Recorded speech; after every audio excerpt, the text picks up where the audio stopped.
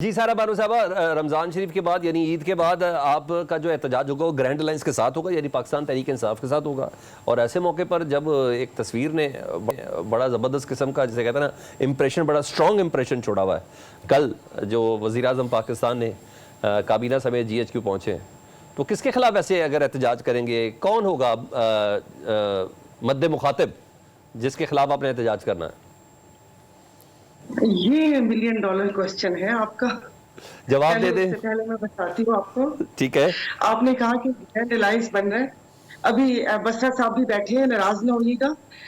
मतलब समझ नहीं आ रही कि इस वक्त PTI के किस बंदे से डायलॉग करके हम लोगों ने उनके साथ मिलकर एहतजाज करना है। वाह, बहुत अगर खूब, आप सही कह मुझसे रही हैं आप। प्रोग्राम में मैं बैठी हुई हूँ, बहुत खूब। आप मुझसे मेरी राय लें, तो जब तक खान साहब बाहर आके उनके शब्द ना सुन ले, हमें तो किसी पे भरोसा नहीं है। क्योंकि यहाँ पर एक बंदा एक बात करता है, दूसरा बंदा दूसरी बात करता है। और सच बात है कि मुझे उसके बाद अब जिस तरीके से टिकट्स में भी इतनी सारी चीजें हुई और अब आपने सेनेट में भी देखे हैं कि किस किस्म के नाम आए हैं, तो थोड़ा सा मेरी अगर बात करें तो भरोसा कुछ कम ही है। और जाहिर है अपने ये तहफुजात पार्टी तक भी जरूर पहुंचाऊंगी कि हम बात किससे कर रहे हैं। सॉरी, जो यहाँ पर सिंध के सदर हैं, मैं टोटली 100% उन पे भी नहीं पूरा तकिया करने को कह सकती किसी को।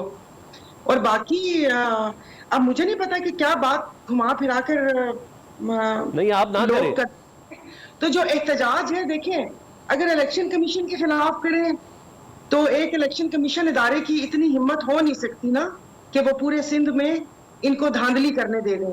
जिस तरीके से वो धांधली पिनी धांधला और फिर निसार दुरानी जो एक बंदा है जो वहां पर बैठा हुआ है, जिनके लिए सबसे ज्यादा दुहाइयां मैंने दी हैं कि उनकी एसोसिएट की खवातीन को रिजर्व सीट के ऊपर रखा सिंध असेंबली में।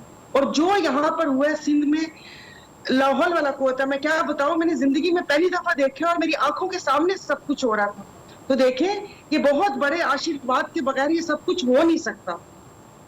और ये बात जो खेलदार साहब ने कही, जो उनको ठा करके लग गई, एक उनकी बात पर मैं सहमत भी हूँ कि ये सब चीजें अगर हमें पता थी तो हमें उससे पहले ये सारे प्रिकॉशंस लेने चाहिए थे और सिंध में इस धांधली ज्यादा इलेक्शन का बायकॉट करना चाहिए था। और जिनको भी सुनाना है, मैं नहीं समझती, अब मुझे नहीं पता किसको सुनाना है।